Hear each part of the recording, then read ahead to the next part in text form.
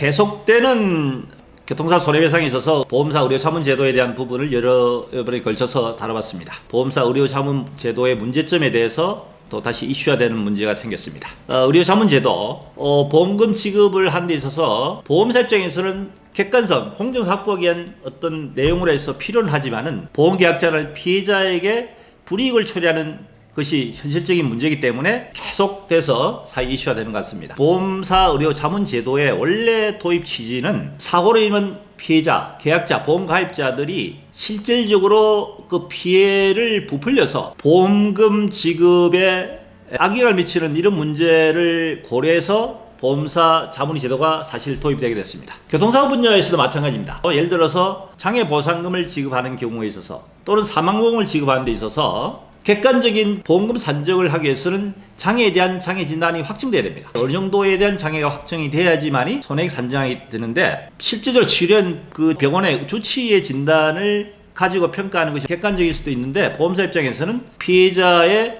치료를 한 주치의 진단보다는 보험사의 자문의를 통해서 발급된 진단을 토대로 해서 보험금 산정을 하게 된다는 얘기입니다. 또는 그 장애 판정뿐만 아니고 교통사고의 인과관계라든지 또는 사고와 기왕증에 대한 기여도에 대한 부분 객관적인 어떤 결과를 가지고 손해액 산정하는 것이 맞습니다만 보험사 자문이라는 것은 결과적으로 보험사에서 요청해서 보험사에서 비용을 지불하고 그 결과를 가지고 평가를 해서 나오는 결과치이기 때문에 공정성을 확보한다기보다는 아무래도 피해자보다는 보험사 측에 조금 더 유리한 평가가 나올 수밖에 없는 것입니다. 왜냐하면 보험사 측에서 돈을 지불하고 보험사 요청이기 때문에 실제 자문의사들도 자문료가 어떻게 보면 상당 금액이 되기 때문에 보험사에 유리하게 평가를 하는 쪽으로 해서 기울 수밖에 없겠죠. 공정성 확보에서 나온 결과를 가지고 평가에도 불구하고 보험사에 유리하게 편파적으로 결과가 나오다 보니까 이것이 사회적 문제가 된다는 얘기죠.